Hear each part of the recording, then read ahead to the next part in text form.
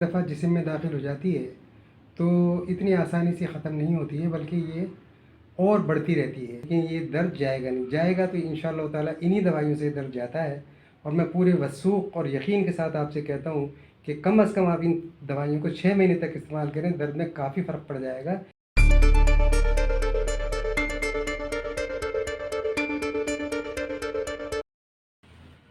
بسم اللہ الرحمن الرحیم۔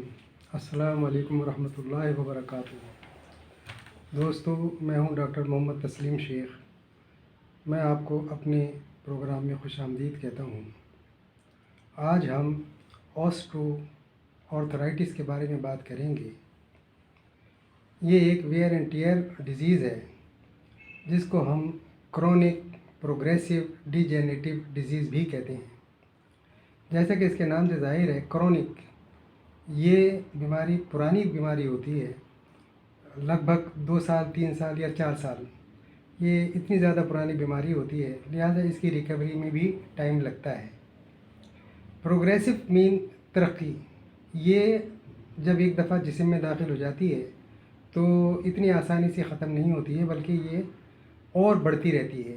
اگر ایک شولڈر میں درد ہے تو تھوڑے دن بعد دوسرے شولڈر میں بھی درد شروع ہو جائے گا، ایک ٹانگ میں درد ہے تو دوسری ٹانگ میں دوسرے گھٹنے میں بھی تھوڑے دن میں درد شروع ہو جائے گا۔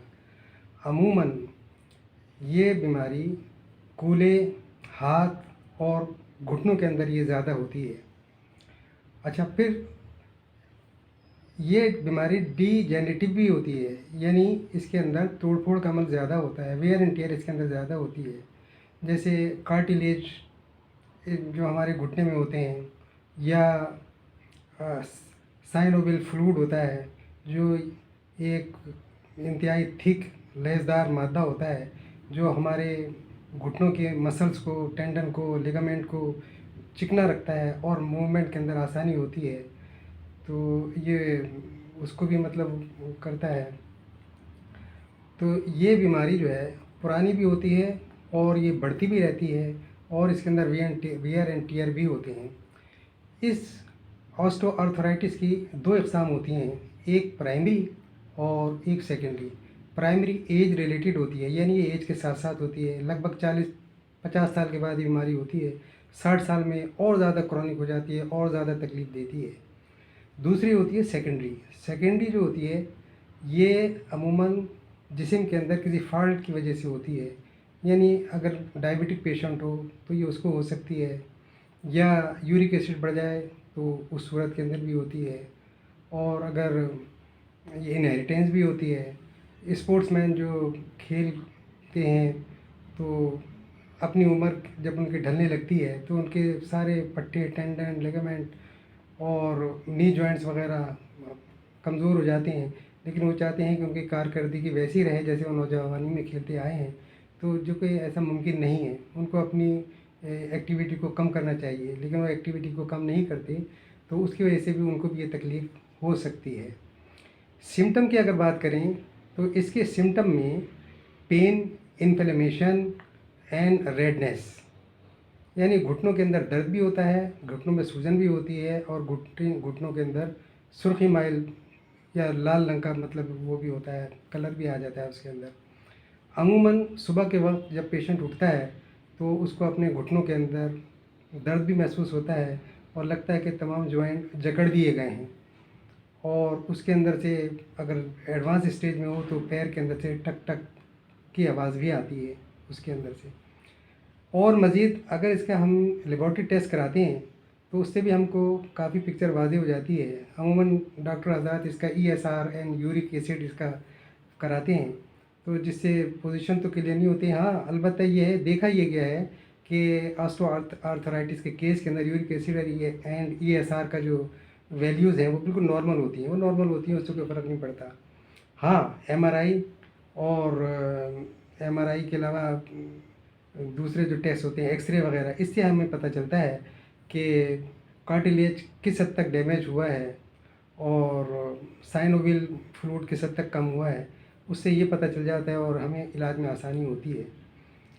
اس کے علاوہ میں تو یہ خیر ایڈوائز کرتا ہوں کہ سیرم کیلشیم کا بھی کرانا چاہیے ٹیسٹ، اور وٹامن D کا بھی ٹیسٹ کرانا چاہیے، چونکہ وٹامن D کی کمی کی وجہ سے بھی ہوتا ہے، سیرم کیلشیم کی وجہ سے بھی یہ مطلب یہ مرض ہوتا ہے۔ ویسے بھی عموماً آج کل ہم لوگ جو ہے نا آرام کے عادی ہیں، کار میں بیٹھے ادھر سے ادھر چلے جاتے ہیں، دھوپ ہم کو کم لگتی ہے، تو عموماً وٹامن ڈی کا لیول بہت کم ہی ہوتا ہے۔ اب آ جائیے اس کے علاج کی طرف۔ علاج کے لیے ہم ریسٹاکس 200 پرسکرائب کرتے ہیں، بہترین دوائی ہے، اور اس میں آرام کرنے سے تکلیف بڑھتی ہے، اور جب ہم چلتے ہیں تو تکلیف میں کمی آتی ہے۔ تو ایک تو اس دوائی کو نوٹ کر لیں، جو دوائیاں میں بتاتا جا رہا ہوں ان کو نوٹ کر لیں پہلے۔ دوسرے نمبر پہ آتی ہے برایونیا 200۔ برایونیا کے سمٹم یہ ہے کہ آرام آتا ہے اور چلنے سے تکلیف بڑھتی ہے، تو یہ بھی مطلب اس کے آرتھرائٹس کے اس کے اندر بہت بہترین مفید دوائی ہے۔ تیسرے نمبر پہ آتی ہے روٹا 200۔ یہ بھی لیگمنٹ اور پٹھوں کی اور کارٹیلیج کی بہترین دوائی ہے، اس کی ریپیئرنگ بھی کرتی ہے اور خون کا فلو بھی بہتر کرتی ہے، اور اس کیس میں یہ بھی کافی مفید مانی جاتی ہے دوائی۔ چوتھی دوائی ہے کیلکیریا فلور 200۔ کیلکیریا فلور 200 ایک بہترین دوائی ہے، ہڈیوں کی بھی دوائی ہے۔ عموماً ہڈیوں میں گومڑ ہو جاتے ہیں، یا ہڈیوں کے خاص طور پہ گھٹنے کی ہڈیوں میں کیلیں سی نکل آتی ہیں جو چبھتی بھی محسوس ہوتی ہیں اور ایکس رے میں بھی ظاہر ہوتی ہیں، تو یہ کیلکیریا فلور اس کو ڈیزالو کر دیتی ہے اور اس تکلیف کو بھی دور کرتی ہے، جو گاٹھی سے بن جاتی ہیں اس کو بھی ختم کرتی ہے۔ اب کرنا یہ ہے آپ نے کہ ان چاروں دوائیوں کو، یا تو ایک صورت یہ ہو سکتی ہے کہ ان چاروں دوائیوں کو آپ لے لیں اور 2 قطرے اس کے ڈال کے آدھے کپ پانی میں اس کو پی لیں صبح، دوپہر، شام اور رات، اور یا پھر دوسری صورت یہ ہے کہ ہومیوپیتھی کی میڈیکل اسٹور سے ہی آپ 100 ml کی ایک شیشی لے لیں اور اس میں ان چاروں دوائیوں کو ڈال دیں، اور ڈالنے کے بعد اس کو 10 سے 12 مرتبہ شیشی کو ایسے جھٹکے دیں، اس کو 10-12 مرتبہ۔ ابھی آپ کی دوائی تیار ہو جائے گی۔ اس دوائی کے 2 قطرے صبح ڈائریکٹ ٹنگ کے اوپر ڈال لیجئے، اور 2 قطرے دوپہر میں، اور 2 قطرے شام میں، اور 2 قطرے رات میں۔ یہ دوائیاں آپ کو کم از کم 20 دن تک آپ کو استعمال کرنی ہے، اس طریقے سے درد میں کمی آ جائے گی۔ پھر اس کے بعد 20 دن کے بعد اس دوائی کی 3 خوراکیں آپ کر دیجئے، یعنی صبح، دوپہر اور شام۔ ان دوائیوں کو پھر آپ نے 1 مہینے تک جاری رکھنا ہے۔ پھر 1 مہینے کے بعد جب درد میں کافی کمی آ جائے گی تو پھر آپ نے اس کو صرف 2 مرتبہ لینا ہے، یعنی صبح شام، اور اس دوائی کو کم از کم بھی نہیں تو آپ کو 6 مہینے تک استعمال کرنا ہے۔ جیسے کہ میں نے پہلے کہا تھا کہ کرونک ڈیزیز میں آتی ہے، کرونک ڈیزیز اتنی آسانی سے پیچھا نہیں چھوڑتی ہیں، اس میں ٹائم لگتا ہے۔ کسی بھی پیتھی کے اندر ان آسٹو آرتھرائٹس کا کوئی علاج نہیں ہے، گاؤٹ کا کوئی علاج نہیں ہے، ریموٹائڈ کا کوئی علاج نہیں ہے، سوائے اس کے کہ پین کلر دیں گے، انجیکشن دیں گے یا وائٹامن کی گولیاں دیں گے، اور یہ وقتی ہوں گی، لیکن یہ درد جائے گا نہیں۔ جائے گا تو انشاءاللہ تعالیٰ انہی دوائیوں سے درد جاتا ہے، اور میں پورے وثوق اور یقین کے ساتھ آپ سے کہتا ہوں کہ کم از کم آپ ان دوائیوں کو 6 مہینے تک استعمال کریں، درد میں کافی فرق پڑ جائے گا۔ اس کے بعد پھر دیکھیں گے ان دوائیوں کو کتنے دن اور جاری رکھنا ہے۔ میں نے انتہائی سادہ الفاظ میں آپ کو اس سلسلے میں بتایا ہے اس بیماری کے بارے میں، اس کے علاج کے بارے میں۔ پھر بھی اگر کوئی چیز رہ گئی ہو تو آپ مجھے کمنٹس باکس میں میسیج کریں، میں انشاءاللہ اس کا آپ کو جواب دوں گا۔ اپنا خیال رکھیے، اپنے پیاروں کا خیال رکھیے، مجھے دعاؤں میں یاد رکھیے۔ اگر یہ ویڈیو آپ کو میری اچھی لگی ہو، مفید کارآمد لگے، تو آپ اس کو لائک اینڈ سبسکرائب کریں اور دعاؤں میں یاد رکھیں۔ چلتے ہیں انشاءاللہ اگلی ویڈیو کے ساتھ حاضر ہوں گے۔